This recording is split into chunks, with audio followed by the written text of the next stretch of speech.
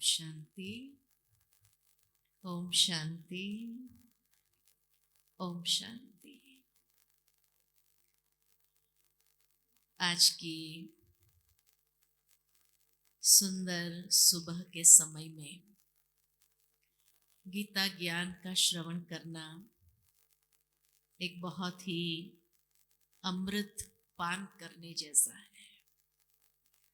और सुबह सुबह जब अमृत पान करते हैं तो सारा दिन जरूर बहुत अच्छा बीतता है। श्रीमद् भगवत गीता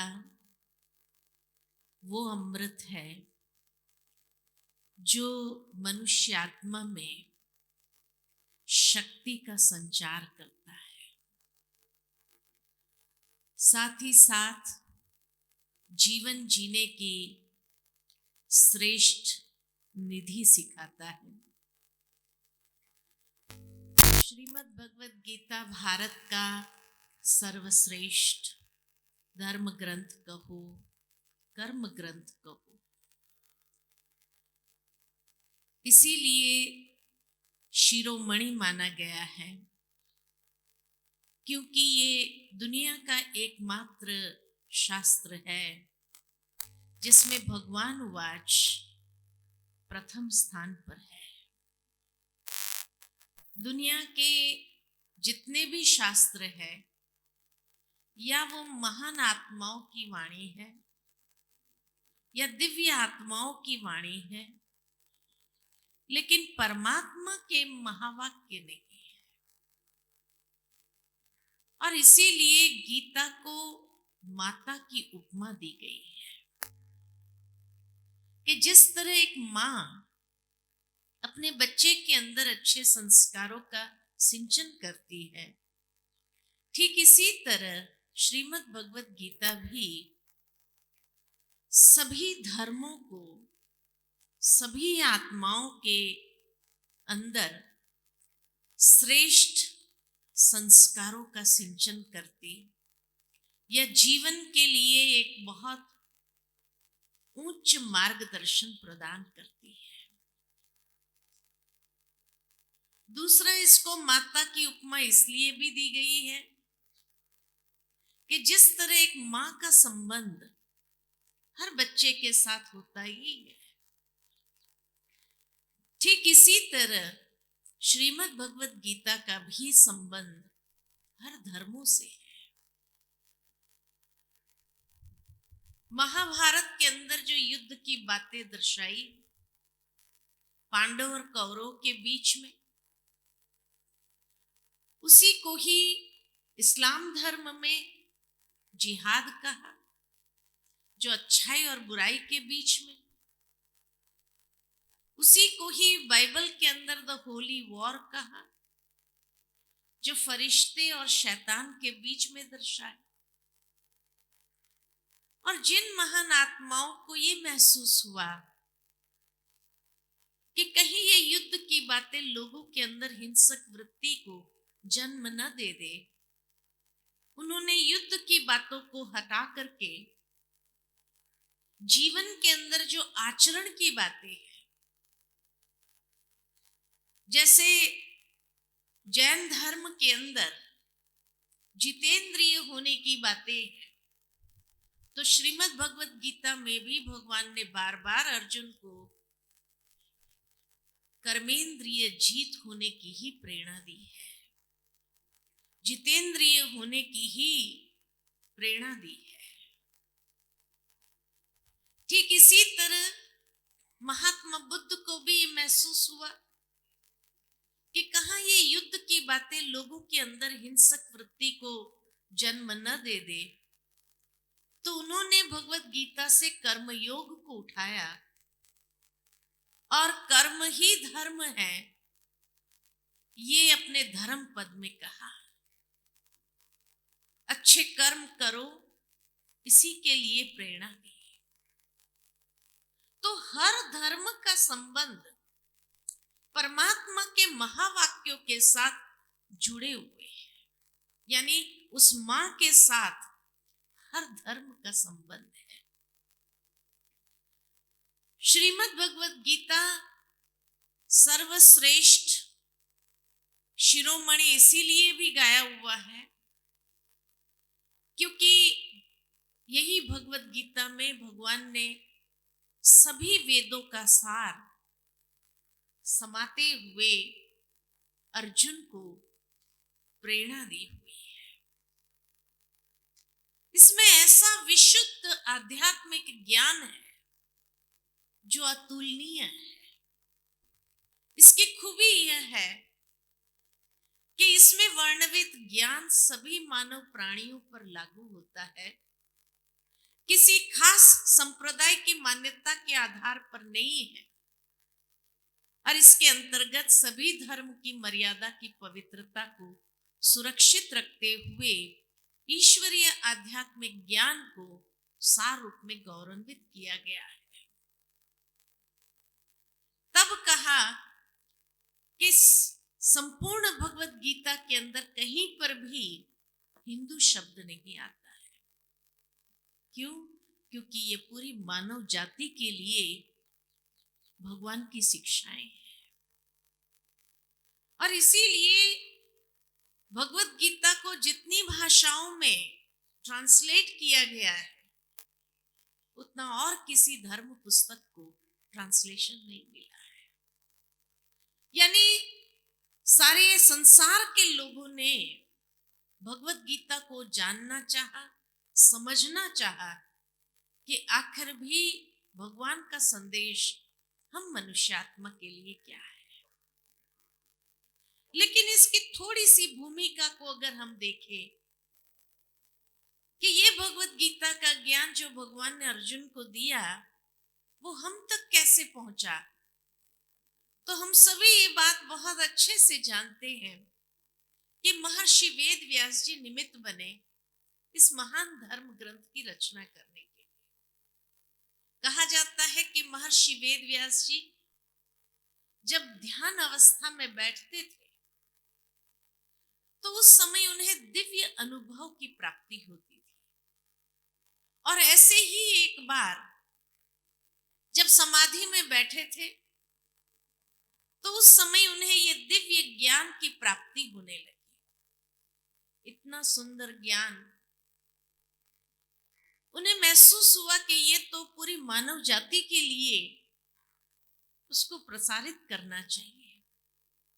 लेकिन ध्यान अवस्था से जब नीचे आए और ये दिव्य ज्ञान को लिपिबद्ध करना चाहा तो ध्यान की कुछ बातें लुप्त हो गई, तो वो नहीं लिख पाए। अर्थात प्रथम दिन का जो गीता ज्ञान है वो हम तक नहीं पहुंचा है क्योंकि वो लिख ही नहीं पाए। परंतु उन्हें पता था कि ये कंटिन्यू होगा, दूसरे दिन भी चलेगा, तो उसको लिपिबद्ध कर देना चाहिए। तब उन्होंने भगवान से विनती किया कि हे प्रभु मुझे कोई लिखने वाला मिल जाए।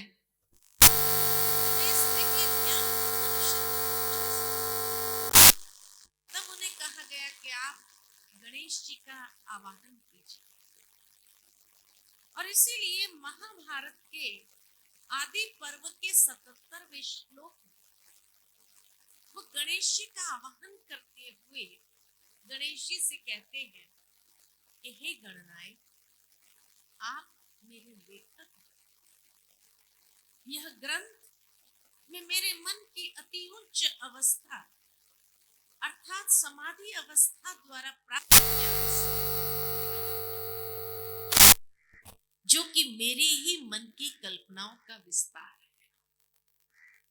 बहुत सुंदर बात यहां उन्होंने स्वीकार किया है कि ज्ञान मुझे समाधि अवस्था में मिल रहा है, लेकिन उसको प्रेजेंट करने के लिए मैंने अपनी मन की कल्पनाओं को भी यूज किया है। भावार्थ यही है कि आज अगर मुझे किसी बच्चे को ये मॉरल सिखाना हो या ये ज्ञान देना हो कि बेटा सच बोलना चाहिए, लेकिन अगर रोज सुबह उठ करके मैं उसको उपदेश दूं कि बेटा सच बोलना चाहिए, बेटा सच बोलना चाहिए, सच बोलना। 4 दिन तो वो सुन लेगा, 5वें दिन शायद यही कहेगा, मुझे पता है सच बोलना चाहिए, आप अपना लेक्चर बंद करो। अच्छी बातें कई बार संसार के अंदर लोगों को लेक्चर लगती है, लेकिन अगर उस बच्चे से मैं ये कहूं कि चल आज मैं तुझे एक कहानी सुनाती हूं, कहानी मेरे मन की कल्पना का विस्तार है, लेकिन उस कहानी में उस ज्ञान का समावेश करती हूं कि सच बोलने का महत्व क्या है जीवन के अंदर, और उसके लिए एक सच का पात्र लूं, एक झूठ का पात्र लूं, और फिर कैसे सच बोलने वाले के सामने अनेक चुनौतियां आती है, अनेक परिस्थितियां आती है, कठिनाइयां आती है, लेकिन उन सभी कठिनाइयों को क्रॉस करते हुए जब फिर भी वो सच बोलता है, तो अंत में जब उसकी विजय होती है, तो वो विजय की खुशी क्या होती है, उसका अनुभव क्या होता है, ये बात जब उसको स्पष्ट करती हूं कि झूठ बोलने वाला भले शॉर्टकट को अपना लेता है, लेकिन अंत में कहीं ना कहीं उसकी हार निश्चित है, और वो हार को कभी शायद बर्दाश्त न कर पाए। ये उस कहानी के माध्यम से अगर उसको समझाऊं, तब वो बच्चा उसके महत्व को समझ सकता है, और जीवन में जब कभी उसके सामने ऐसी परिस्थिति आए भी, तो उस कहानी से प्रेरित होकर के वो उसमें से ये जीवन के लिए सोचता है कि चलो मैं प्रयोग करके तो देखूं। सच बोलता है, कई बातें उसकी ऐसी भी हो जाती है कि परिस्थितियां निर्मित कर देती है, कई चुनौतियां उसको फेस करनी पड़ती है, क्रॉस करनी पड़ती है, लेकिन अंत में सचमुच जब वो विजयी होता है, तब उसको जो आत्म संतुष्टि की प्राप्ति होती है, वो बहुत ऊंची होती है, बहुत महान होती है। महर्षि वेद व्यास भी शायद यही कहना चाहते हैं इस श्लोक के माध्यम से, गणेश जी का आवाहन करते हुए कि ज्ञान मुझे समाधि अवस्था से प्राप्त हो रहा है, लेकिन इस ज्ञान को प्रेजेंट करने के लिए मैंने अपने मन की कल्पनाओं का विस्तार भी इसमें संजोया है, डाला हुआ है, ये एडमिट किया है, इस सत्य को उन्होंने एडमिट किया है। लेकिन आज तक लोग हमें इस बात को बताते नहीं है। भगवत गीता कहा जाता है कि जब उन्होंने गणेश जी का आवाहन किया, तो गणेश जी का आवाहन करने का मतलब क्या था? जिस काल में महर्षि वेद व्यास जी थे, और भी ऋषि मुनि होंगे, वो किसी भी ऋषि मुनि को बुलाकर कह देते थे भाई आप मेरे लेखक बन जाओ। गणेश जी को बुलाने के पीछे भाव क्या था?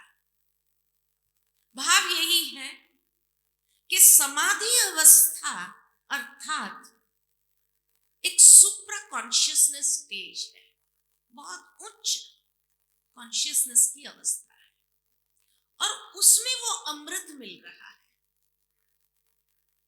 जिसको वो जब लिखवा रहे हैं। अगर सामने वाला उस श्रेष्ठ कॉन्शियसनेस में नहीं है, तो शायद कई चीजें मिस होने की संभावना है, और वो ये नहीं चाहते थे कि कोई भी बात, कोई भी अमृत की बूंद मिस हो जाए, और इसीलिए गणेश जी का आवाहन किया, क्योंकि गणेश जी को कहा ही जाता है बुद्धि के देवता, लॉर्ड ऑफ विजडम, अर्थात वो उस कॉन्शियसनेस की बात को अच्छी तरह समझ सकते हैं और मनुष्य तक उसको पहुंचाने के लिए सक्षम है। इसीलिए गणेश जी का आवाहन किया गया। कहा जाता है कि जब गणेश जी पधारे तो उन्होंने एक शर्त रखी और उनकी शर्त ये थी कि मैं इतना फास्ट लेखक हूं, जहां आप रुके मैं उठ के चला जाऊंगा। यानी आपको कंटिन्यू लिखवाना होगा। महर्षि वेद व्यास जी के पास और कोई ऑल्टरनेट नहीं था, तो कहा ठीक है, लेकिन मेरी भी एक शर्त है। और उनकी शर्त क्या थी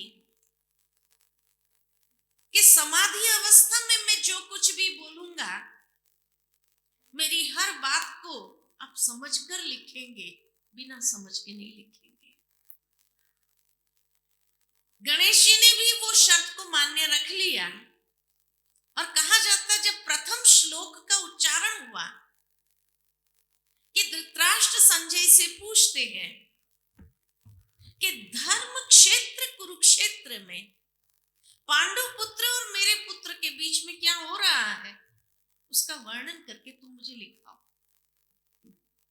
मुझे सुनाओ। तो प्रथम श्लोक में ही गणेश जी जैसे बुद्धि के देवता को भी रुकना पड़ा इस बात को समझने के लिए कि कुरुक्षेत्र को ये विशेषण क्यों जोड़ा गया। सीधी बात कहते थे, भाई कुरुक्षेत्र में क्या हो रहा, उसको वर्णित करके तुम मुझे सुनाओ। लेकिन कुरुक्षेत्र को ये विशेषण जो जोड़ा गया कि धर्म क्षेत्र, तो धर्म क्षेत्र क्यों कहा गया, उसको समझने के लिए गणेश जी जैसे बुद्धि के देवता को भी रुकना। उसके बाद जब ये कहा गया कि पांडु पुत्र और मेरे पुत्र के बीच में, आज से 200-300 साल पूर्व भी भारत में ऐसी संस्कृति थी कि पूरे गांव को एक परिवार के रूप में लोग मानते थे। ये हमारा परिवार है, ये गांव ही हमारा परिवार है।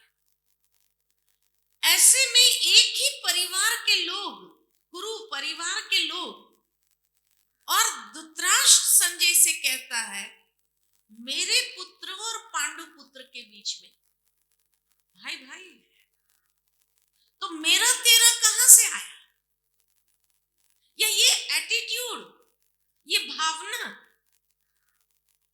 उस जमाने में क्या पनपती थी,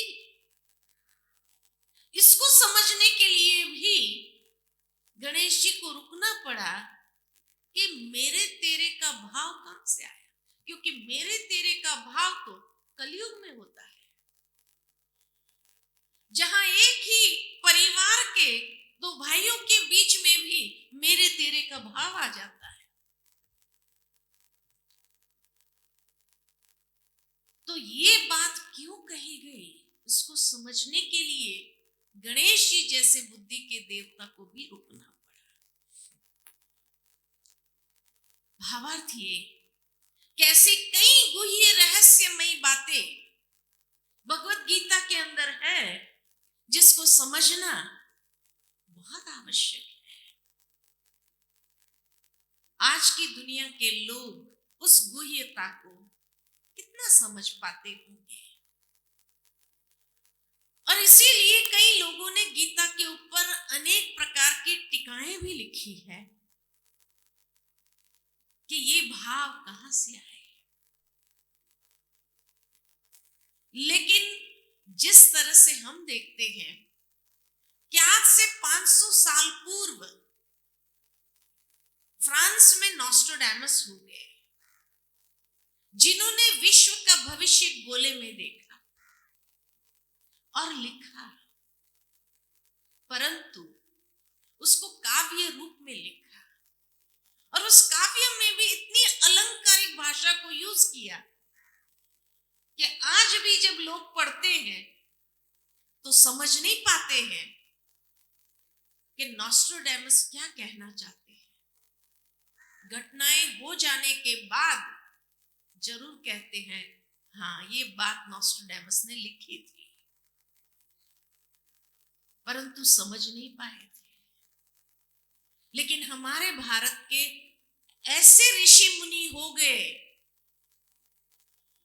जिन्होंने वर्तमान समय को आज से 5000 साल पूर्व समाधि अवस्था में देखा था। और सिर्फ देखा था उतना नहीं कि क्या प्रॉब्लम्स होंगी आज की दुनिया में, लेकिन उन प्रॉब्लम्स का समाधान भी दिया हुआ है। नॉस्ट्राडेमस ने समाधान नहीं दिए, लेकिन हमारे ऋषि मुनियों ने परिस्थिति को वर्णित करते हुए उसका समाधान भी दिया है। इतने महान थे। और इसीलिए एक ही भगवत गीता के अंदर हर स्तर का समाधान प्राप्त होता है।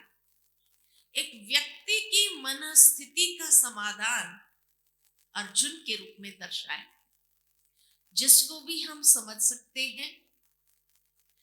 पारिवारिक स्थिति का समाधान, आज अनेक परिवारों के अंदर अनेक प्रकार की समस्याएं जो क्रिएट होती है, जिस कारण झगड़े क्रिएट होते हैं, उसका समाधान भी दिया हुआ। एक सामाजिक स्थिति का समाधान भी दिया हुआ, एक राष्ट्रीय स्थिति का समाधान भी दिया हुआ है, और संपूर्ण वैश्विक स्थिति का समाधान भी श्रीमद् भगवत गीता में दिया हुआ है। अर्जुन की मनस्थिति अगर देखा जाए तो आज प्रत्येक व्यक्ति के जीवन के अंदर ऐसी चुनौतियां आती है कि उन चुनौतीपूर्ण दौर से जब गुजरता है वो, तो कभी कभी उसको जीवन आसार महसूस होने लगता है।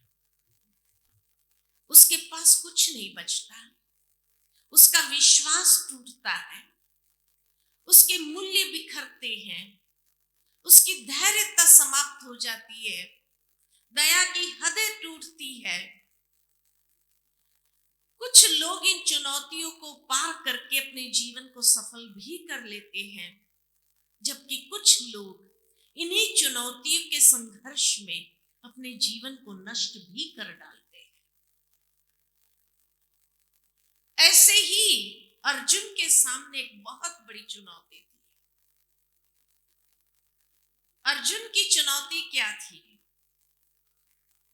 एक बहुत वीर योद्धा, अर्जुन एक बहुत वीर योद्धा जिसने अनेकों युद्ध अकेले हाथ जीते, परंतु जब महाभारत का समय आया तो वो इतना उदास, निराश, हताश हो गया कि उसने अपने शस्त्र छोड़ दिए और भगवान से विनती करने लगा, I don't want to fight. उस समय क्या कहेंगे? अर्जुन का सेल्फ कॉन्फिडेंस खत्म हो गया।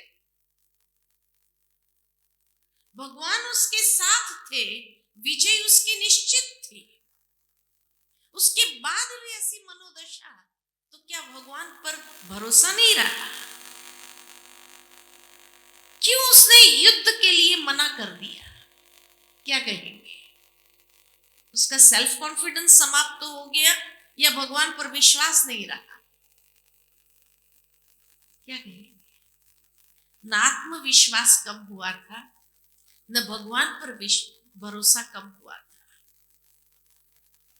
ठीक इसी तरह आज मनुष्य जीवन को अगर देखा जाए तो मनुष्य जीवन भी ऐसे संघर्ष से गुजर रहा है, जो हर वक्त इंसान को युद्ध करना पड़ रहा है। कभी हालातों से लड़ रहा है, कभी परिस्थितियों से लड़ रहा है, कभी समस्याओं से लड़ रहा है, कभी किससे लड़ रहा है, किससे लड़ रहा है। Life is a struggle. जब हर कोई एक युद्ध के मैदान में है और ऐसे युद्ध के समय जहां उसको अपने वैल्यूज को कभी कभी कॉम्प्रोमाइज करना पड़ता है। इसीलिए आज का संसार धर्म के युद्ध के समय, संघर्ष के समय जब व्यक्ति वैल्यूज को लेकर चलना चाहता है, लेकिन उसको वैल्यूज को कॉम्प्रोमाइज करने की नौबत आ जाती है, तो ऐसे समय में व्यक्ति क्या करे?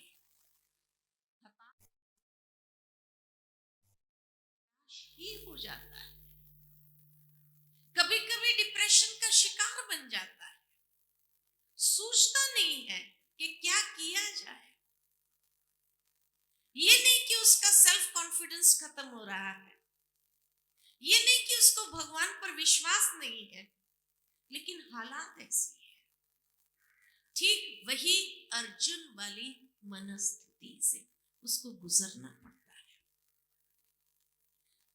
बहुत सुंदर मैंने कहीं पढ़ा कि challenges are there for everyone. जीवन के अंदर चुनौती हर इंसान के सामने आती ही है, वन आफ्टर द अदर। लेकिन कोई कोई चुनौतियां अवसर के द्वार खोल देती है, उसके लिए अवसर के द्वार खुलते हैं। लेकिन चुनौती के वक्त एक गलत निर्णय या रॉन्ग चॉइस, जब एक गलत चुनाव हम कर लेते हैं लाइफ में, तो वो इंसान को पछाड़ती है। और ये गलत चुनाव व्यक्ति क्यों लेता है? क्योंकि जब चुनौती आती है उस वक्त उसको सूझता नहीं है, या उस समय इतना स्ट्रेस्ड होता है, क्या कंफ्यूज स्टेज में होता है, सही गलत को पहचान नहीं पाता है, या पहचानने के बाद भी सोचता है कि अगर सही निर्णय लिया तो शायद चुनौती बढ़ जाएगी मेरे लिए, इसीलिए ये शॉर्टकट अपना लिया जाए, किसको पता चलेगा क्या होगा, और इसलिए गलत चुनाव करता है। लेकिन जब वो अवसर के द्वार बंद हो जाते हैं और वो पछाड़ना आरंभ करता है, तब व्यक्ति होश में आता है और तब जीवन भर उसको रिग्रेट करना पड़ता है। काश काश मैंने उस वक्त ऐसा नहीं किया होता, काश मैंने उस वक्त ये सोचा होता, काश मैंने ऐसा किया होता। जीवन भर उसको रिग्रेट करना पड़ता है। इसलिए कहा कि अर्जुन जैसी मनस्थिति आज हो गई है। अर्जुन ने युद्ध करने के लिए क्यों मना किया? लोग अक्सर हमें यही कहते हैं कि उसका मोह जागृत हो गया। किसके प्रति? तो कहा जब उसने भगवान से कहा मेरा रथ बीच में ले जाओ, मैं दोनों सेनाओं को अच्छी तरह से देखना चाहता हूं। और जब उन्होंने भीष्म पितामह, गुरु द्रोणाचार्य, कृपाचार्य, अपने चाचा मामा काका आदि सबको देखना शुरू किया, तब उसका मोह जागृत हुआ कि मैं इन सबको कैसे मारूं। लेकिन सोचने की बात है, लेट अस बी प्रैक्टिकल। जिन बड़ों ने बचपन से ही पांडवों के साथ अगर अन्याय किया हो, कहीं पर न्याय नहीं किया, कहीं पर उसको जस्टिस नहीं दिया हो, क्या उसके प्रति कभी मोह जागृत हो सकता है? अगर आपके साथ बचपन से ही आपके परिवार के बड़े बुजुर्ग आपके चचेरे भाइयों को ही न्याय देते रहे, सब कुछ देते रहे और आपके साथ अन्याय करते रहे, तो क्या आपको उन बड़े बुजुर्गों के प्रति मोह जागृत होगा? हो सकता है, हो सकता है। तो क्या अर्जुन का मोह उनके प्रति जागृत हो, जिन्होंने बचपन से ही उनके साथ अन्याय किया? चाहे जुआ के खेल में अन्याय हुआ, चाहे द्रौपदी वस्त्र हरण के समय वो बड़े बुजुर्ग कुछ नहीं बोल पाए, उनके प्रति मोह जागृत हो सकता है क्या? कभी नहीं। मोह जागृत जरूर हुआ, लेकिन उनके प्रति नहीं। जब वो अपना रथ बीच में भगवान ले गए और जब दोनों सेनाओं को देखते हैं, एक तरफ कौरव की अक्षुणी सेना को देखा और दूसरी ओर जब अपनी सेना को देखा, तब उसको स्मृति में आया कि द्रौपदी ने भगवान से पूछा कि ये युद्ध का परिणाम क्या होगा।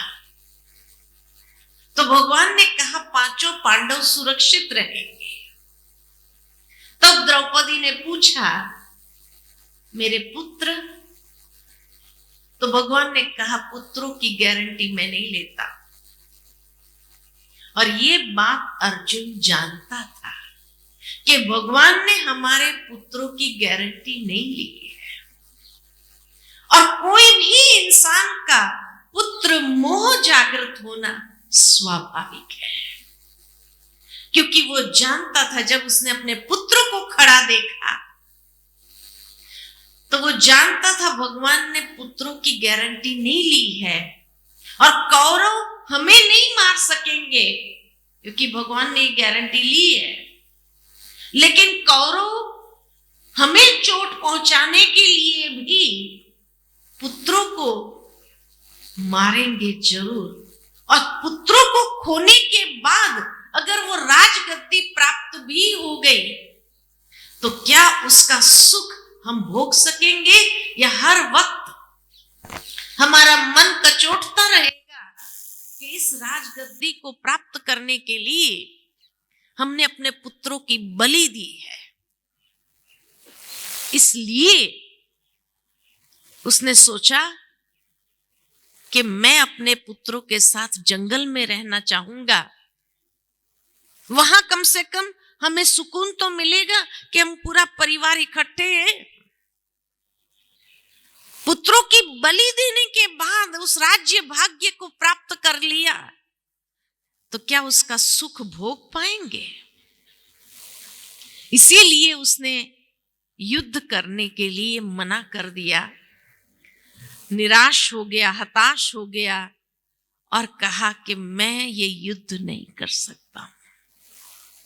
आज की दुनिया के अंदर, क्योंकि वर्तमान समय को अगर आज से 5000 साल पूर्व देखा था तो वर्तमान समय के अंदर हम सभी ये बात अच्छी तरह से जानते हैं कि मान लो कि किसी के बच्चों को आज कोई किडनैप भी कर लेता है और फिरौती के रूप में जो भी कंडीशंस रखी जाती है, कोई भी पिता उस कंडीशंस को मानने के लिए तैयार होता है या नहीं होता है?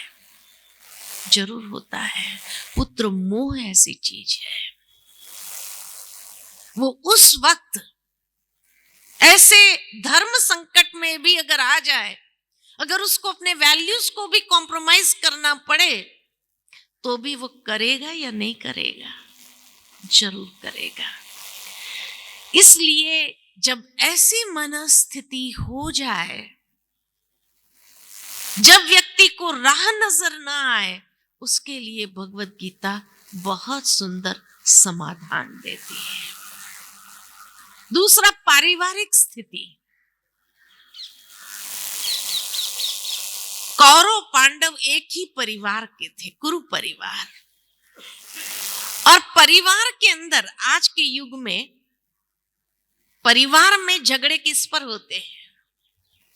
भाई भाई के बीच में अगर झगड़े होते हैं तो किस पर होते हैं? जमीन और जायदाद पर ही झगड़े होते हैं। ठीक इसी तरह महाभारत के समय भी पांडवों ने 5 गांव मांगे तो दुर्योधन ने कह दिया 5 गांव तो क्या, एक सुई की नोक बराबर भी जगह देने के लिए तैयार नहीं।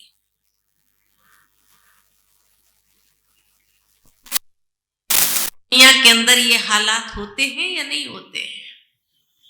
कोर्ट में जितने भी केसेस हैं भाई भाई के बीच में, प्रॉपर्टी को लेकर के ही तो होते हैं।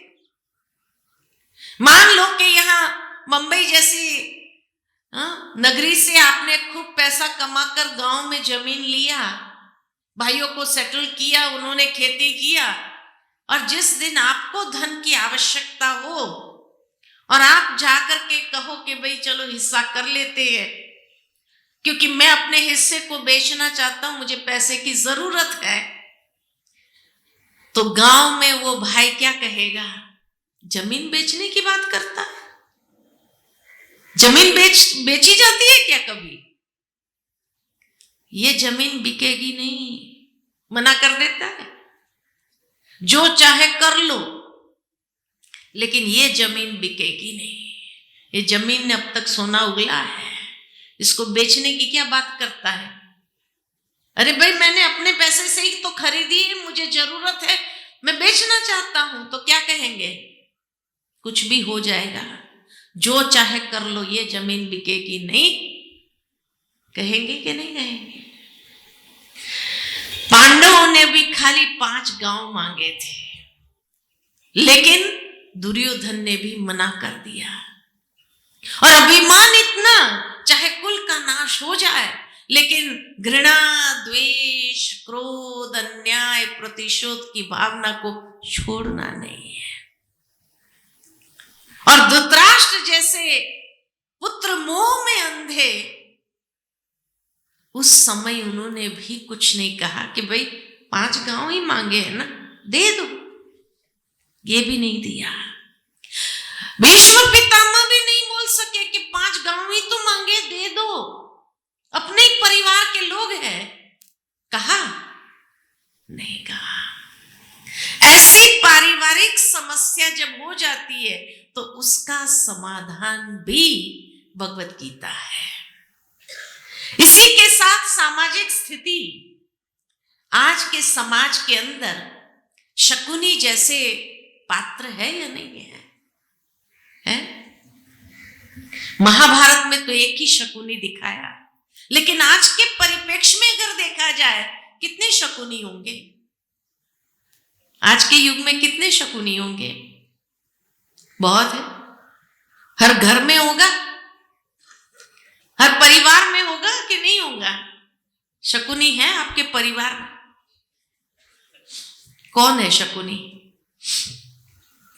शकुनी कौन है आपके परिवार में? शकुनी से सावधान रहिए, क्योंकि ये परिवार को नष्ट कर देगा, आग लगा देगा। तो आपके परिवार में शकुनी कौन है, पता है? नहीं पता। शकुनी का टारगेट कौन था? शकुनी का टारगेट यूथ था, दुर्योधन, दुशासन, यूथ था। शकुनी का टारगेट धृतराष्ट्र नहीं था। शकुनी का टारगेट गांधारी नहीं थी। शकुनी का टारगेट यूथ था, यंगस्टर था। आज आपके परिवार में भी बच्चे किसके निशाने पर है? शकुनी कौन है पता है? शकुनी कौन है पता है? मोबाइल। ये मोबाइल शकुनी है।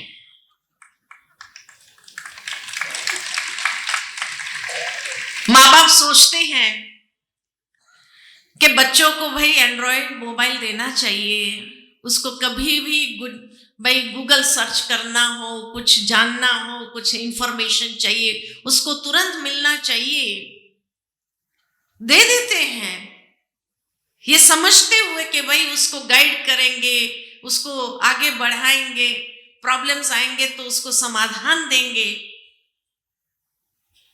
लेकिन धीरे धीरे धीरे धीरे वो मोबाइल आज व्यक्ति को कहां से कहां ले जाता है। उस यूथ को कैसी कैसी साइट्स पर ले जाता है और उसका पूरा करियर समाप्त कर देता है, पूरा जीवन नष्ट कर देता है। सुयोधन को दुर्योधन बना देने में देर नहीं लगती है। सुयोधन था, दुर्योधन का नाम सुयोधन, लेकिन दुर्योधन धन का दुरुपयोग करने वाला बन गया वो बच्चा। आज का बच्चा भी उसी शकुनी के टारगेट पर है। कैसे कैसे साइबर क्राइम्स में इन्वॉल्व हो जाता है। जब माँ बाप को पता लगता है तो अफसोस करते कि मोबाइल नहीं दिया होता था तो बहुत अच्छा होता है या नहीं होता है। ये मोबाइल ने उसकी जीवन का सत्यानाश कर दिया। ऐसे बच्चे देखे हैं या नहीं देखे?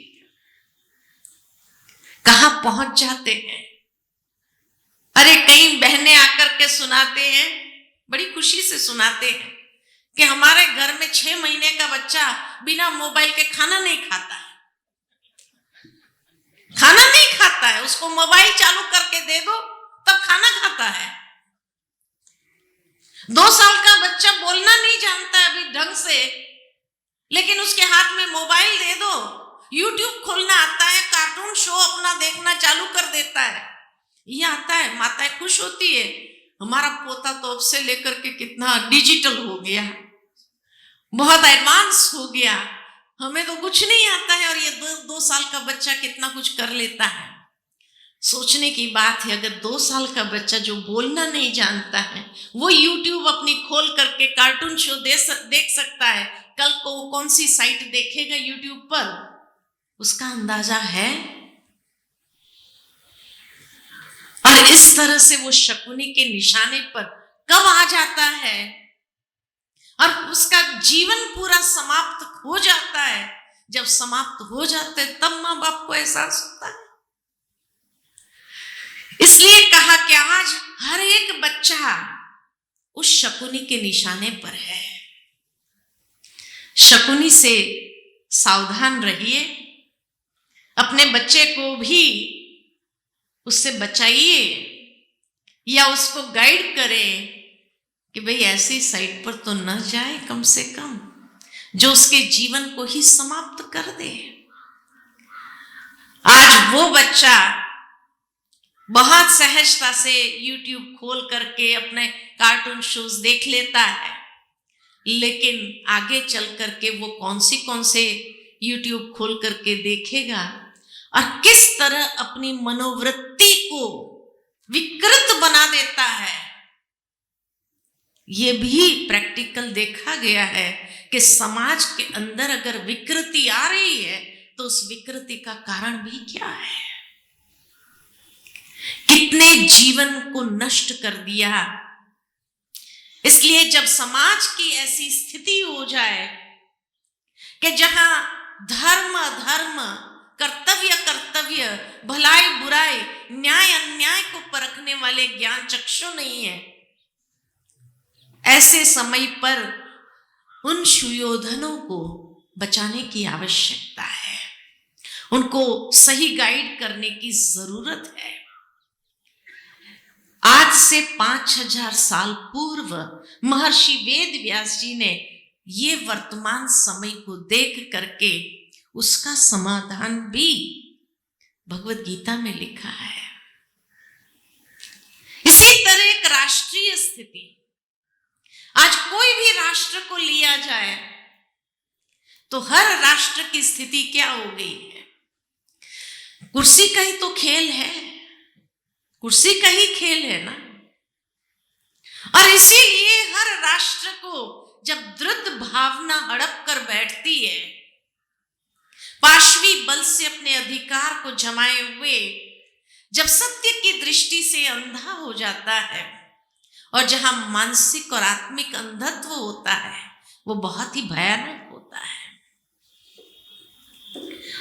चाहे भारत हो, पाकिस्तान हो, अमेरिका हो, कोरिया हो, यहां चाइना, कोई भी देश को ले लीजिए, कुर्सी का ही तो खेल है। हर कोई उसी कुर्सी को ही तो हड़पना चाहते हैं, और कुर्सी पर बैठना भी कौन चाहता है? अंधा। किसमें? ये आंखों से अंधा नहीं था, महत्वाकांक्षाओं में अंधा, स्वार्थ में अंधा, मोह में अंधा, अभिमान में अंधा। ऐसा अंधा व्यक्ति अगर उस राष्ट्र की कुर्सी पर बैठ जाए तो राष्ट्र का हाल क्या हो सकता है? सोचने की बात है। और इसीलिए दिनों दिन हर राष्ट्र की स्थिति क्या हो जा रही है? अधोगति की ओर ही जा रही है, क्योंकि अधोगति की ओर जाएगी तभी तो भारत विश्व के अंदर आध्यात्मिक गुरु बनकर के उभरेगा। और इसीलिए वो समय भी समीप आ रहा है जब भारत सारे विश्व के लिए आध्यात्मिकता का प्रकाश स्तंभ अवश्य बनेगा, अवश्य बनेगा।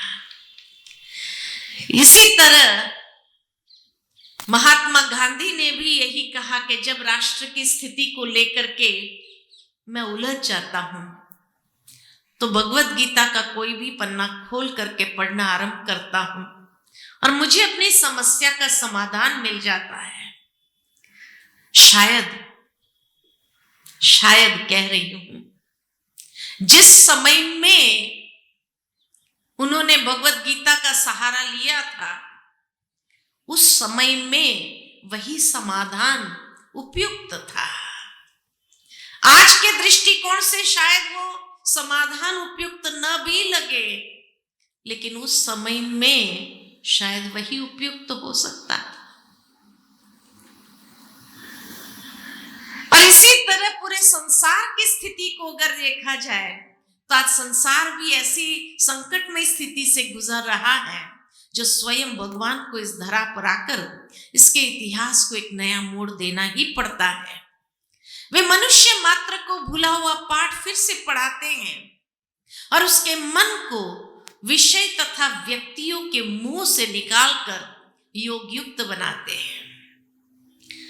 और इसीलिए एक व्यक्ति की मनस्थिति, पारिवारिक स्थिति, सामाजिक स्थिति, राष्ट्रीय स्थिति और वैश्विक स्थिति, हर स्तर का समाधान श्रीमद् भगवत गीता में है, जिसको मैनेजमेंट की लैंग्वेज में अगर कहा जाए तो from the micro to the macro level हर स्तर का समाधान श्रीमद् भगवत गीता है।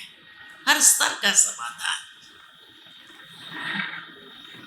भगवत गीता के अंदर जो महर्षि वेद व्यास जी ने समाधान देखे और दिए, वो समाधान आज के युग के लिए इतना उपयोगी है, उसका एक दृष्टांत आप सबके सामने रखना चाहती हूं कि ये बात हम सभी जानते हैं कि कुरु परिवार अर्थात जिसमें पांडव और कौरव दोनों ही आ जाते हैं। कुरु का भावार्थ है, लिटरल मीनिंग है करो, कर्म करो।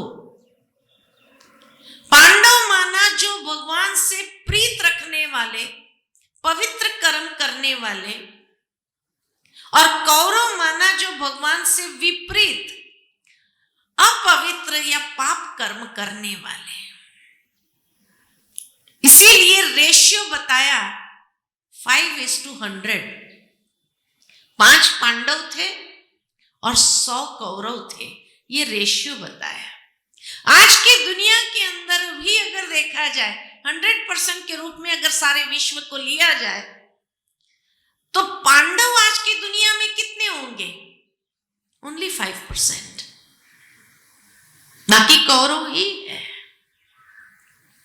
और बहुत सुंदर एक दृश्य यहां महर्षि वेद व्यास जी बताते हैं कि पांडव में से अर्जुन और कौरव में से दुर्योधन दोनों भगवान से मदद मांगने के लिए जाते हैं और उस समय भगवान लेटे हुए थे, श्री कृष्ण लेटे हुए। तो कौरव में से दुर्योधन सिरहाने जाके बैठता है और अर्जुन पैरों के पास खड़ा होता है। यह दृश्य आप सबको मालूम है।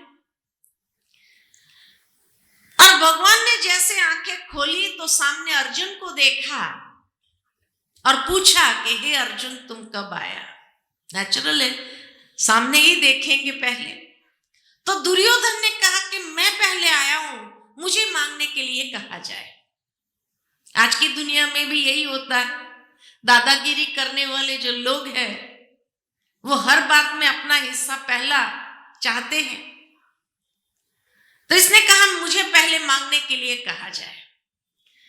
अर्जुन ने कहा भाई तू मांग ले, कोई बात नहीं।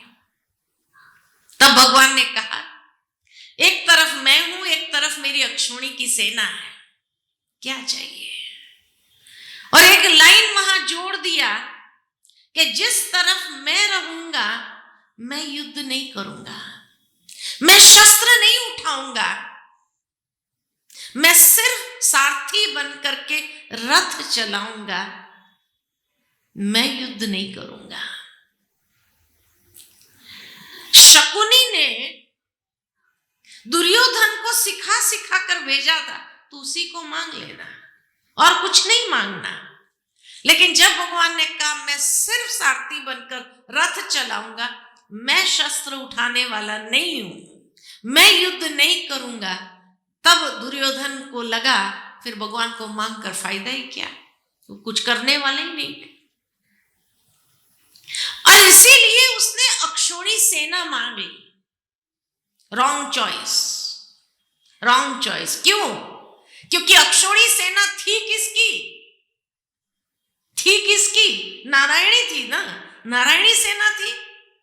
अब नारायणी सेना हो, भले भगवान ने कह दिया तुम ले लो, चलो अक्षौणी सेना ले लो, लेकिन जब भगवान सामने रथ पर खड़ा होगा, जिस मालिक ने उस सेना को पाला पोसा और उसके परिवार की जिम्मेवारी भी ली हो, वो अगर सामने रथ पर खड़ा हो तो उनकी हिम्मत होगी शस्त्र उठाकर चलाने की।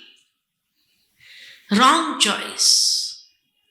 उसी वक्त ये निर्णय लेते ही उसी वक्त दुर्योधन युद्ध हार चुका था, क्योंकि वो ये नहीं समझ पाया था कि भगवान अगर शस्त्र न भी उठाए तो भी सारथी बनकर ऐसा गाइडेंस दे सकते हैं जो विजयी बना सकते, उसका साथ ही विजयी की निशानी है। वो इस बात को नहीं समझ पाया और इसीलिए उसी समय वो युद्ध हार चुका था। क्यों? क्यों ये निर्णय क्यों लिया दुर्योधन ने? क्योंकि सिरहाने बैठा था, और सिरहाने बैठना माना अहंकार का प्रतीक। जब व्यक्ति अपने अभिमान के नशे में होता है तो वो हमेशा गलत निर्णय ही लेगा, वो कभी सही निर्णय ले ही नहीं सकता है। सही निर्णय लेने के लिए अर्जुन की तरह पैरों के पास खड़ा होना जरूरी है। पैरों के पास खड़ा होना यानी नम्रता का प्रतीक। जीवन के अंदर जब नम्रता होती है तब सही निर्णय व्यक्ति कर पाता है। अहंकार के नशे में कभी वो सही निर्णय नहीं ले सकता। कितनी बड़ी सीख आज के युग के लिए, आज की मनोवृत्ति वाले मनुष्य के लिए।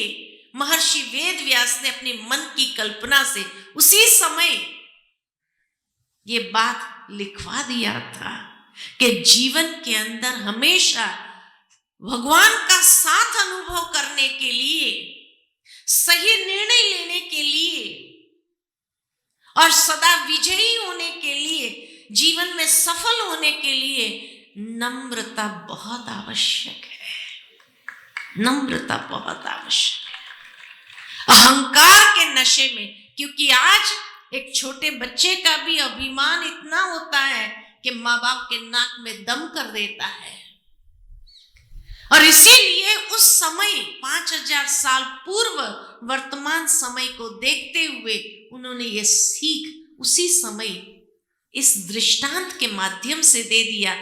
लेकिन आज के लोग उसको कभी पर्सनलाइज नहीं कर पाए कि ये शिक्षाएं, ये सीख हमारे लिए हैं, आज के युग के लिए हैं, जीवन में चलने के लिए, ये नहीं समझ पाए।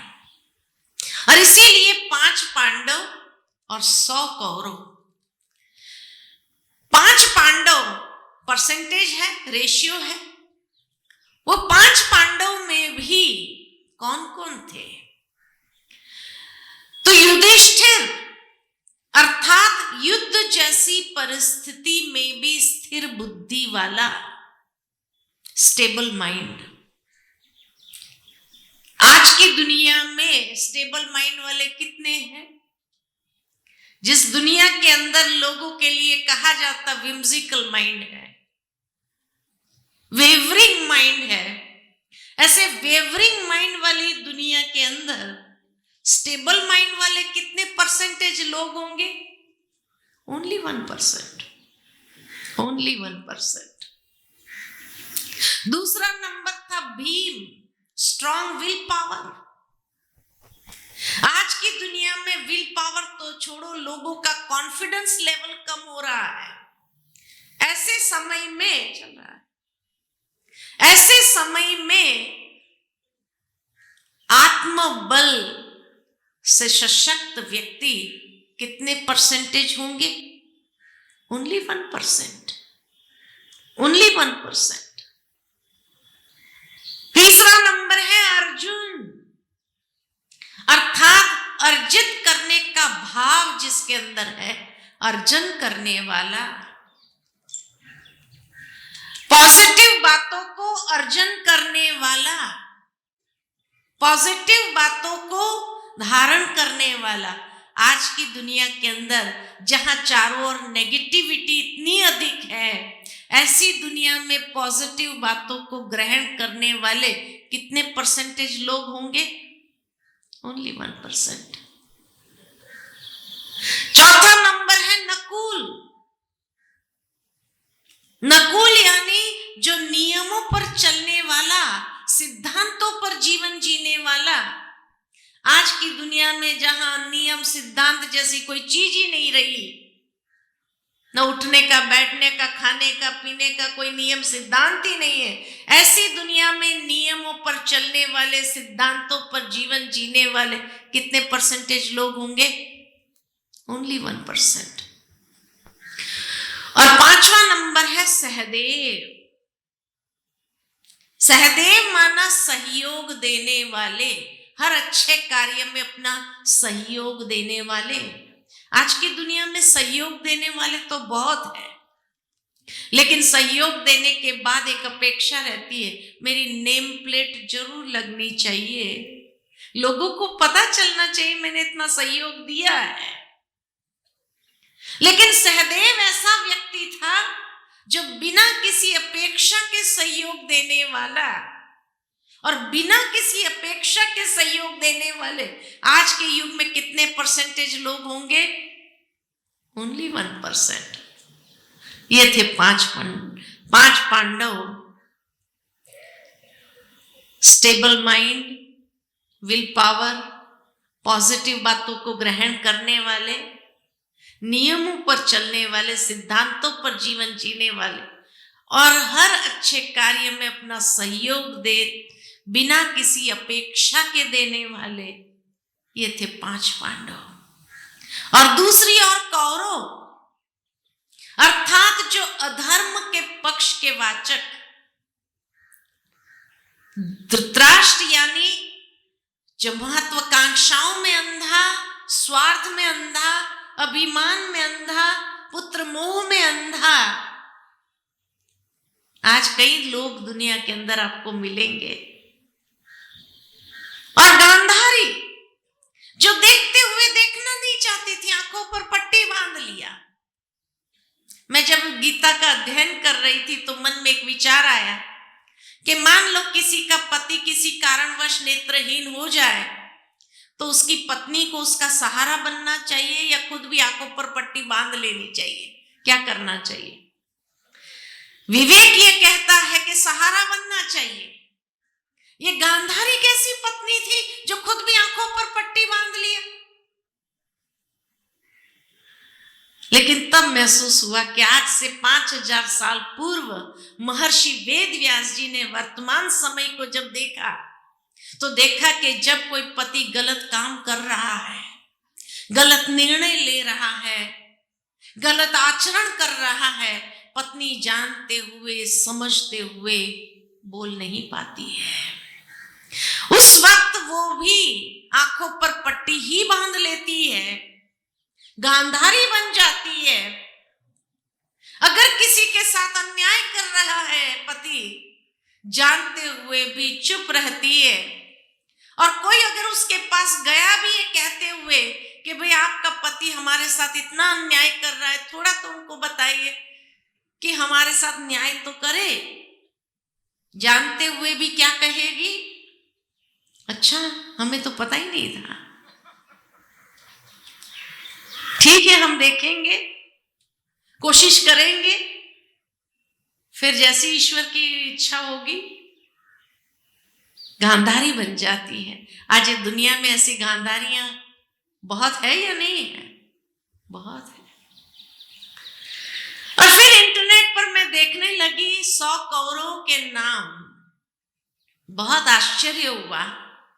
अधिकतर कौरवों के नाम दू से आरंभ हो रहे थे। दुर्योधन, दुशासन, दुश्शल, दुर्विमोचन, दुष्कर्ण, दुर्बुद्धि, दुर्मुख, और लास्ट में एक बहन वो भी दुश्शीला।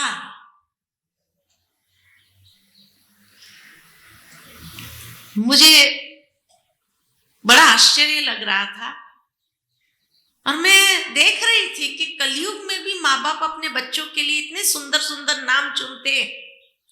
आज की दुनिया में एक एक बच्चे का नाम देखो, इतने सुंदर नाम होते हैं। तो मुझे आया कि क्या गांधारी और धृतराष्ट्र को कोई अच्छे नाम ही नहीं मिले अपने बच्चों के लिए? दू का मतलब है दुष्टता, या दूसरों को दुख देना जो जानता है। तो अपने बच्चों के लिए कोई अच्छे नाम ही नहीं मिले उनको, जो ऐसे नाम चुने। आज की दुनिया में दू से सिर्फ 2 नाम मेरे दिमाग में जो आते हैं, जो लोग रखते हैं अपने बच्चों के ऊपर। अगर एक तो दुष्यंत, जो दुष्टता का अंत करने वाला, और दूसरा दुर्गा। ये 2 ही नाम मेरे ख्याल में आए। उसके सिवाय कोई अपने बच्चों के नाम दू से नहीं रखते। यही बताता है कि महर्षि वेद व्यास की मन की कल्पना कि आज भले उस नाम से लोग नहीं है, लेकिन कैरेक्टर वाइज ऐसे लोग समाज के अंदर जरूर है। दुर्योधन, जो धन का दुरुपयोग करने वाले, ऐसे बच्चे आज के समाज में है या नहीं? बहुत है। दुशासन करने वाले लोग आज के समाज में है या नहीं? बहुत है। एक एक इंद्रियां दुष्टता को लिए हुए, दुर्मुख, जो बुरी बातें बोलने के शौकीन है, दुष्कर्ण, जो बुरी बातें सुनने के शौकीन है, दुर्विमोचन, जो बुरे दृश्य देखने के शौकीन है, दुर्बुद्धि, जिसकी बुद्धि ही दुष्टता वाली है, और लास्ट में एक बहन, वो भी दुश्शीला। शील माना चरित्र, जिसका चरित्र ही दुष्टता वाला। जब मैं ये बात कह रही थी ना एक स्थान पर, तो वहां एक बहन आकर मुझे कहने लगी कि दीदी बहुत अच्छी बात बताई आपने, सही में आज यही हो रहा है। मैंने कहा क्या हो रहा है? तो कहा आजकल टीवी के ऊपर जितनी भी सीरियल चलती है ना, उसमें यही दिखाया गया है। क्या दिखाया है? हम तो देखते नहीं, टाइम मिलता नहीं है, आप सभी तो देखते हैं। तो उस बहन ने कहा टीवी सीरियलों में यही दिखाया है घर में पॉलिटिक्स कैसे खेलना चाहिए, ईर्ष्या कैसे करनी चाहिए, बदला कैसे लेना चाहिए, दुर्व्यवहार कैसे करना चाहिए, यही तो दिखाया होता है। और उसमें भी नारियों की भूमिका, सीरियलों में नारियों की भूमिका, ये दुष्टता का व्यवहार करने वाली है या नहीं है? है? तो समाज में प्रैक्टिकल ऐसी दुश्शीलाएं होगी तभी तो सीरियल बनी, नहीं तो क्यों बनती थी? तो दुश्शीलाएं भी बहुत है कि नहीं है?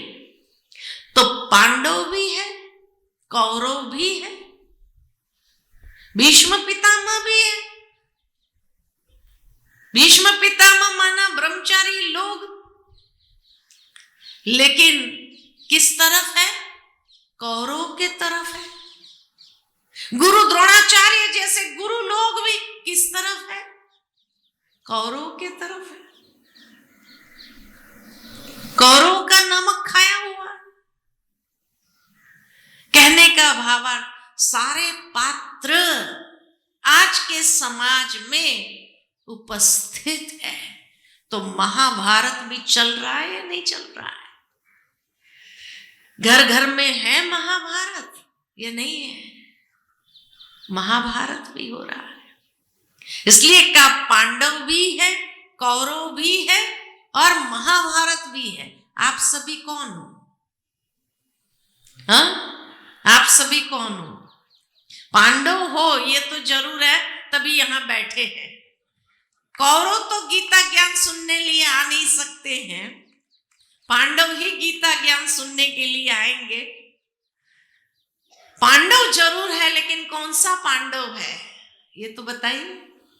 जो समझते हैं कि हम युधिष्ठिर है, स्टेबल माइंड वाले हैं। आज की दुनिया में भी स्टेबल माइंड वाले हैं, वेरी गुड है, 2-4 बस। अच्छा, जो समझते हैं हम स्ट्रॉन्ग विल पावर वाले भीम है, वेरी गुड, बहुत अच्छी बात। जो समझते हम अर्जुन है, अच्छी बातों को ग्रहण करना जानते हैं, वेरी गुड, बहुत अच्छा। जो समझते हम नकुल है, नियमों पर चलना जानते हैं, सिद्धांतों पर जीवन जीना जानते हैं, वेरी गुड। और जो समझते हम सहदेव है, सहयोग देना जानते हैं, वेरी गुड। लेकिन यहां मुझे 6 प्रकार के लोग दिखाई दिए। जिन्होंने किसी में हाथ खड़ा नहीं किया, वो कौन है?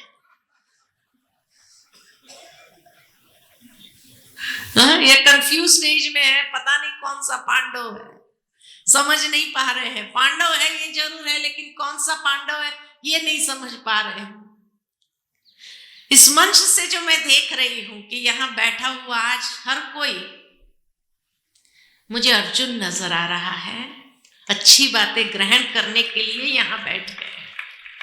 तो ऐसे पांडव बनने की बहुत बहुत मुबारक हो, मुबारक हो। अर्जुन बनने की मुबारक हो, अच्छी बातों को ग्रहण करने की मुबारक हो, है ना? बहुत बहुत मुबारक हो। और आज तो आप आए हैं, कुछ पांडव रह गए हैं, कल उनको भी लेके आइएगा, ठीक है ना? वो पांडव क्यों वंचित रह जाए गीता ज्ञान से। और फिर गीता का ज्ञान कहाँ दिया गया? तो कहा कुरुक्षेत्र के महायुद्ध के संघर्ष के बीच हुआ, जहां दोनों सेनाएं आमने सामने खड़ी है, प्रेक्षपास्त्र चलने शुरू होने वाले हैं, युद्ध का शंखनाद गूंज उठा है, युद्ध की उत्तेजना के कोलाहल के इस संघर्ष के कारण सैनिकों का हृदय विदीर्ण होने लगा है। ऐसे समय पर गीता ज्ञान दिए जाने कारण गीता को संघर्ष का शास्त्र भी कहा गया है। पिछले साल गीता जयंती पर मैं कुरुक्षेत्र में थी और प्रोग्राम के बाद हमें कहा गया कि चलो आपको यहाँ के ऐतिहासिक स्थल दिखाने ले चलते हैं। मैंने कहा ठीक है। जब जा रहे थे तो रास्ते में बताया गया कि कुरुक्षेत्र का नाम पहले कुरुक्षेत्र नहीं था। तो मैंने पूछा क्या था? तो कहा कुरुक्षेत्र का नाम पहले स्थानेश्वर था।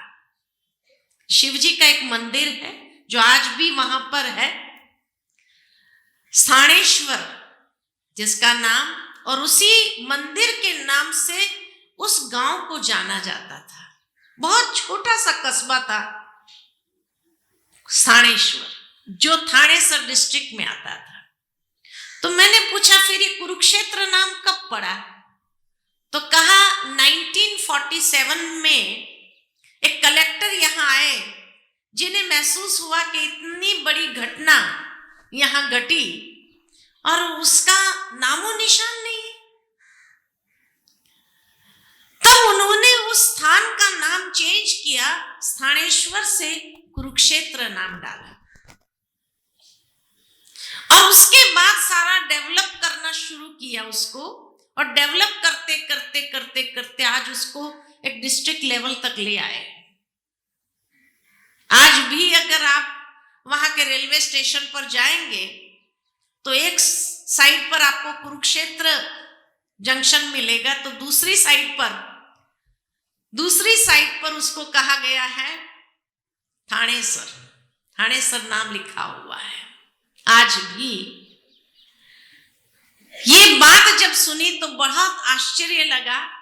आश्चर्य ये लगा कि जहां साक्षात भगवान आए, इतनी बड़ी घटना घटी, और उस कुरुक्षेत्र का नामो निशान 1947 तक भारत के नक्शे पर ही नहीं। कैसी विडंबना है, बड़ा आश्चर्य लगा। लेकिन उसके बाद मुझे लेके गए वहां ज्योतिसर। ज्योतिसर वो स्थान है जहां दिखाते कि एक्चुअल युद्ध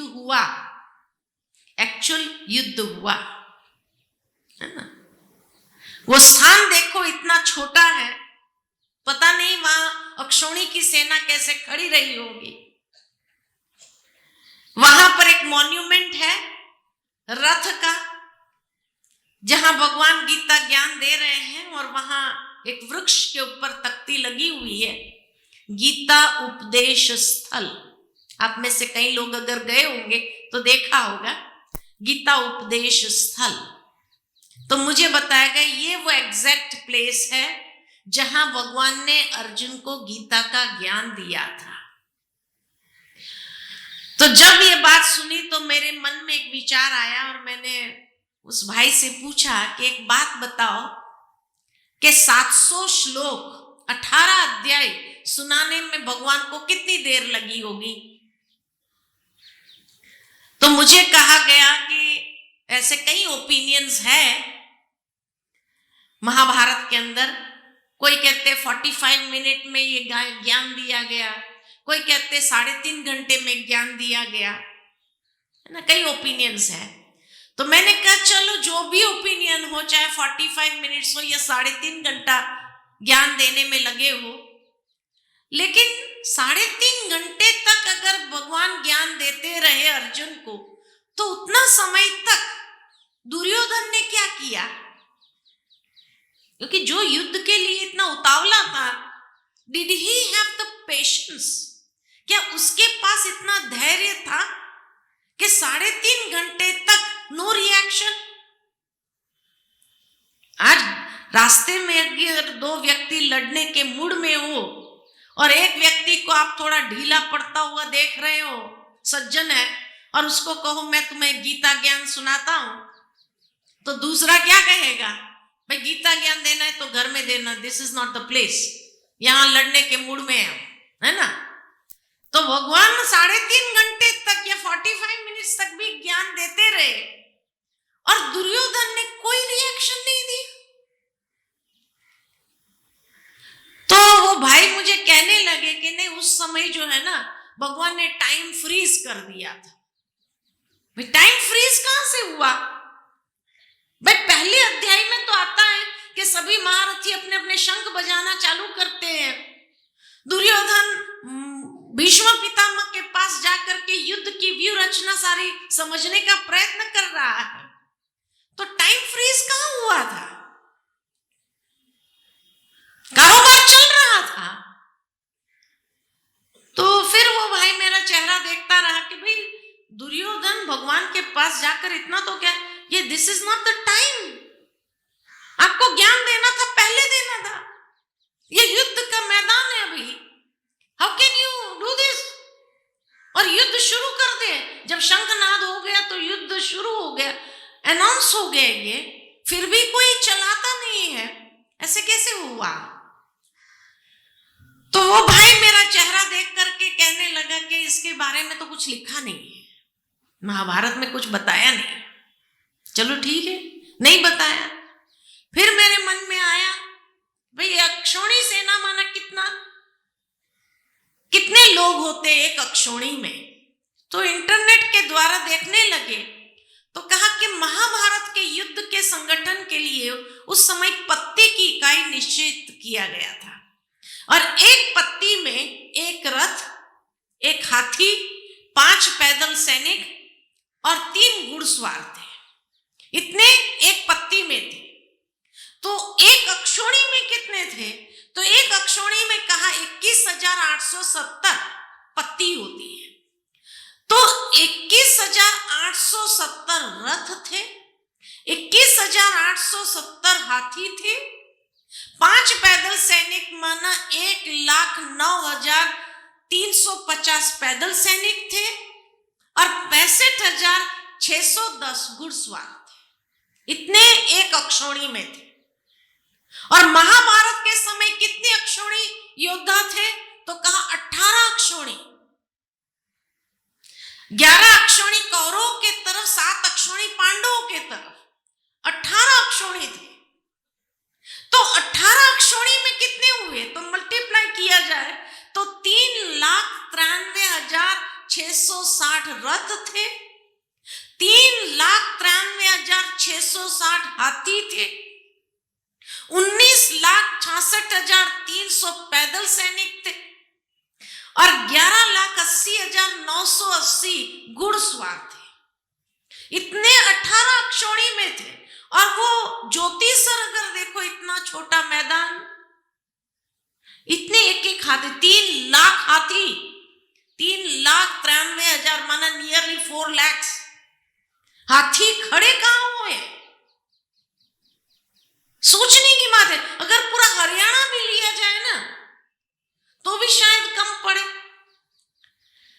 और रथ पर अगर एक योद्धा हो, एक रथ चलाने वाला 2 हो, हाथी पर एक हाथी चलाने वाला एक योद्धा माना 2 हो, तो ये फिगर को डबल किया जाए तो रथों पर कितने थे? 7,87,320 रथों पर थे, 7,87,320 हाथियों पर थे, 19,66,300 पैदल सैनिक थे, और 11,80,980 घुड़सवार थे। विच टोटली अमाउंट्स, युद्ध के अंदर जो योद्धे थे वो थे 47,23,920,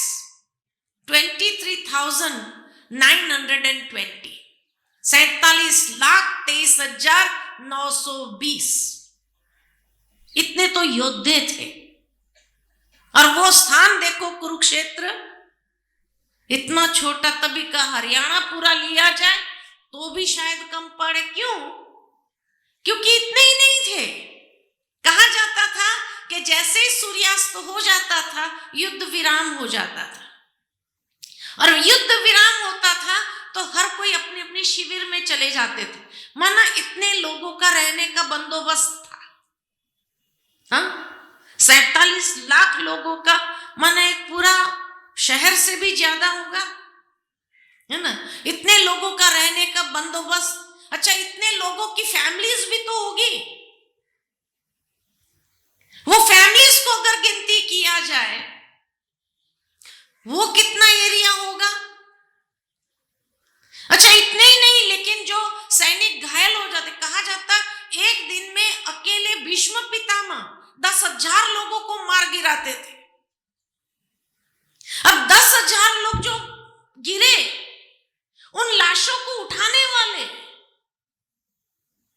जो घायल हुए, इतने मेडिकल फैसिलिटीज वाले होंगे जो घायलों को शफा देने वाले, तो मेडिकल डॉक्टर्स भी होंगे उस वक्त। हाँ? होंगे कि नहीं होंगे? क्योंकि तभी तो घायलों को इलाज करते थे, उनको ठीक करते थे, तो उन लाशों को उठाने वाले अलग होंगे, उन घायलों को उठा करके वहां, और वो मेडिकल टीम होंगी पूरी उनको शफा देने वाली, उन सबको गिनती किया जाए तो कितने होंगे? इतना ही नहीं, लेकिन कहा जाता जैसे सूर्यास्त होता था, फिर ये सारे लोग साथ में मिलके भोजन करते थे। आज एक शादी में 500 लोगों का भोजन बनाने वाले कितने होते हैं? और ये युद्ध कितना दिन चला? तो 18 दिन चला। अब 18 दिन का इतने लाखों लोगों का भोजन बनाने वाले कितने लोग होंगे? सोचने की बात है। कल्पना करो, हरियाणा छोटा पड़ेगा कि नहीं पड़ेगा? अच्छा, इतने लोगों का भोजन का, अनाज का स्टोर, क्योंकि 18 दिन युद्ध चलने वाला, तो इतना अनाज स्टोर करना, इतनी सब्जियां चाहिए, हर रोज सब्जियां मंगानी पड़ती है। तो ये सब अगर कैलकुलेट किया जाए तो कितनी जनसंख्या होगी उस समय?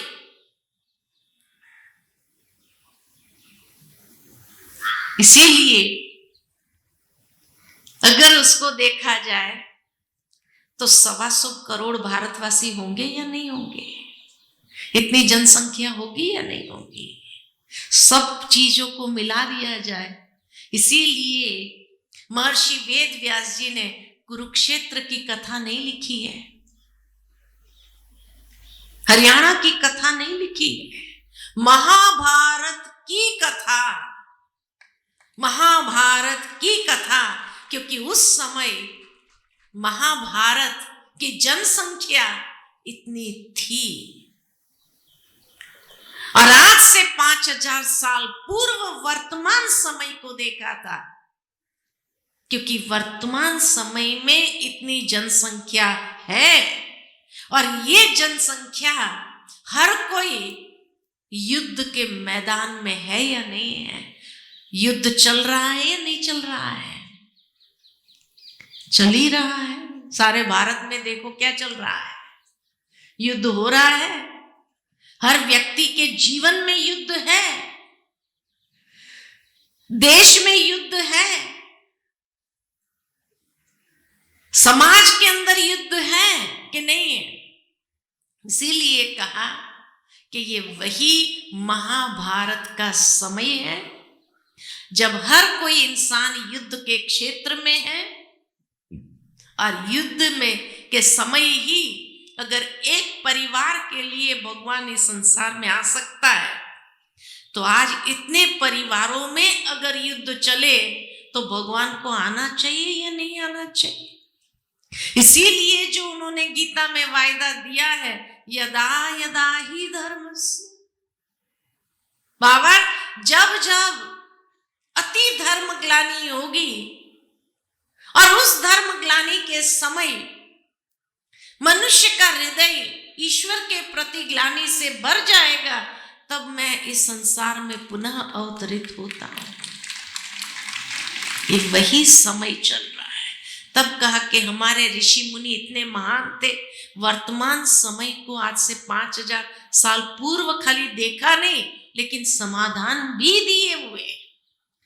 लेकिन क्योंकि आज तक उसको हम पर्सनलाइज नहीं कर सके अपनी लाइफ के साथ, इसीलिए उन शिक्षाओं को जीवन के अंदर जिस तरह से लाभ लेना चाहिए, जिस तरह से अपने जीवन के अंदर समाधान प्राप्त करना चाहिए, उसको प्राप्त नहीं कर सके। इसीलिए कहा कुरुक्षेत्र केवल हरियाणा प्रदेश का वो मैदान नहीं है, वो मैदान तो आज भी है, परंतु एक कुरुक्षेत्र हम सबके भीतर है, हमारे अंतर चेतना में, जहां अच्छे गुण भी है और बुराई भी है। हर इंसान के अंदर अच्छाई बुराई दोनों है, और इन बुराई और अच्छाई के बीच में निरंतर युद्ध चल रहा है। इसलिए जीवन धर्म क्षेत्र, लेकिन कर्म करने समय जब व्यक्ति अपने वैल्यूज को यूज करना चाहता है, तब उसको युद्ध करना पड़ता है। तो हमारी अंतर चेतना के अंदर ये दोनों ही एक दूसरे के सामने खड़े हैं। अच्छाई कम है, बुराई अधिक है, इसलिए 5:100 का रेशियो दिया हुआ है। बुराई अधिक है, तो हमारे अंतर चेतना में निरंतर ये युद्ध चल रहा है। तब कहा, गीता के 700 श्लोक 18 अध्याय में बटे हुए प्रथम अध्याय में मानव की समस्याओं को दर्शाया है। बार बार अर्जुन के इतने सारे सवाल, मैं ये युद्ध क्यों करूं, इस युद्ध को करने से क्या फायदा, इस युद्ध से क्या परिणाम होगा, कितने सारे सवाल हैं। जब व्यक्ति भी डिप्रेशन में जाता है तो वो शायद अपनी प्रार्थना में भगवान से ही संवाद करता है कि हे प्रभु, ये संघर्ष कब तक, I don't want to fight, मुझे ये युद्ध नहीं करना है। कहेगा या नहीं कहेगा? कभी हारने वाली स्थिति का अनुभव करता ही नहीं करता है। और ऐसे समय पर साथ किसका ढूंढना चाहता है? जब मनुष्य से उसका विश्वास उड़ जाता है तो हे प्रभु, अभी तू ही सब कुछ है, तू ही पालन करता, ये पालनहारे। कितना सुंदर गीत, अप्रोप्रिएट, क्योंकि चारों ओर कौन खड़े हैं? चारों ओर जिसके साथ संघर्ष है वही खड़े। तो दूसरे अध्याय में मुख्य मुद्दे उठाए गए हैं, उसके समाधान दिए। तीसरे अध्याय से लेकर 17वें अध्याय तक इन समाधानों का विस्तार किया गया है और 18वें अध्याय में उसका सारांश दिया हुआ है। इस तरह से माना गीता है ही व्यक्ति का ईश्वर के साथ का संवाद। ये गीता है। जब मनुष्य भी अपना विश्वास सब इंसानों से खो देता है, कोई उसको मिलता नहीं है जिसको वो अपनी मन की बात सुना सके, तब शायद वो भगवान के साथ ही एक संवाद करता है, अर्जुन की तरह।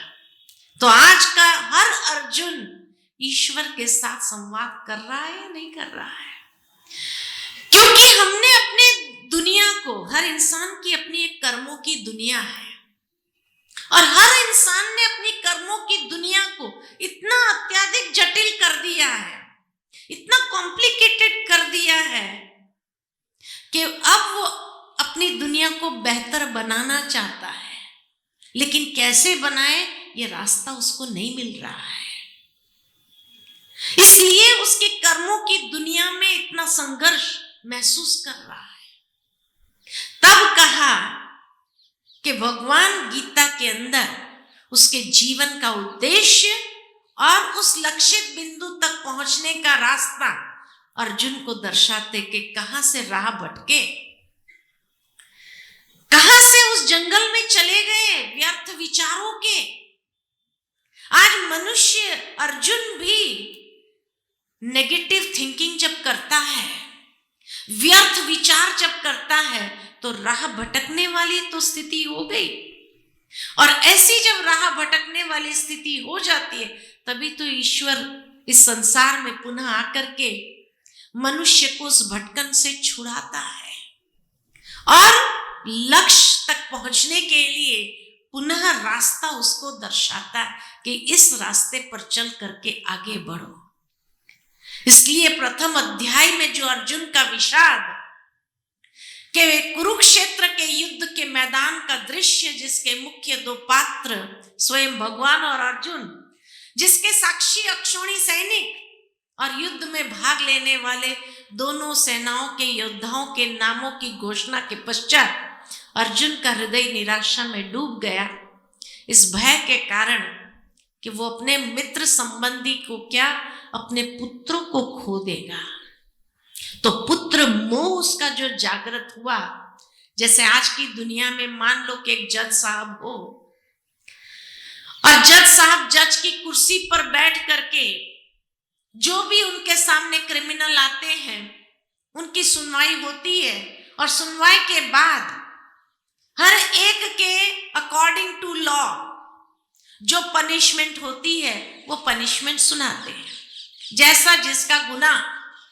किसी को फांसी के तख्ते पर भी लटका देते, किसी को उम्र कैद भी दे देते हैं, तो किसी को 6 महीने की सजा, किसी को 3 महीने की सजा दे करके अकॉर्डिंग टू लॉ वो सुनाते हैं, फैसला सुनाते हैं। लेकिन एक दिन ऐसा हुआ कि उस कटघरे में उसका अपना बेटा ही आ गया और उसने ऐसा गुनाह किया था, ऐसा गुनाह किया था जिसकी सजा फांसी थी। अब वो जज साहब क्या करेंगे? अपील करेंगे हायर कोर्ट्स में, हाई कोर्ट में जाएंगे, हाई कोर्ट में भी नहीं हुआ तो सुप्रीम कोर्ट में जाएगा, सुप्रीम कोर्ट में भी अगर उसके पहले वो प्रेसिडेंट तक भी पहुंचेगा या नहीं पहुंचेगा। पुत्र मोह ऐसी चीज है। ठीक इसी तरह अर्जुन ने भी जब देखा कि मैं अपने पुत्रों को खो दूंगा, तो वो भी भगवान से अपील करता है कि हे प्रभु, मैं ये युद्ध नहीं, इतने लोगों का जीवन लेकर, इतने लोगों का पाप मैं अपने सिर पर क्यों लूं? लेकिन उसके पहले कितने युद्ध कर चुका, कितने लोगों को मार चुका, तब उसको ये होश नहीं आया। लेकिन आज क्योंकि उसका अपना बेटे हैं खड़े और बेटे को खोने का डर है, इसीलिए वो भगवान से अपील कर रहा है कि हे प्रभु, ऐसा युद्ध करके मुझे फायदा क्या, मुझे कुछ नहीं चाहिए। कहता है नहीं कहता है। तब उसका समाधान भगवान क्या देते हैं दूसरे अध्याय में, ये हम कल देखेंगे कि किस तरह आज का अर्जुन जो इच्छाओं और संबंधों की जाल में फंसे हुए व्यक्ति की चेतना का प्रतीक है, उसको भगवान क्या संदेश देते हैं, कल उसको देखेंगे।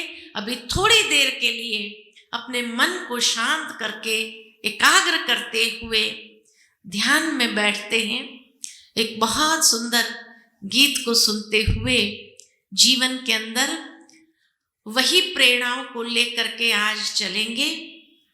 तो थोड़ी देर के लिए अपने मन को शांत करें और मन ही मन ईश्वर हमसे क्या संवाद करते हैं, कैसे हमें हिम्मत देते हैं, वो सुनते हैं।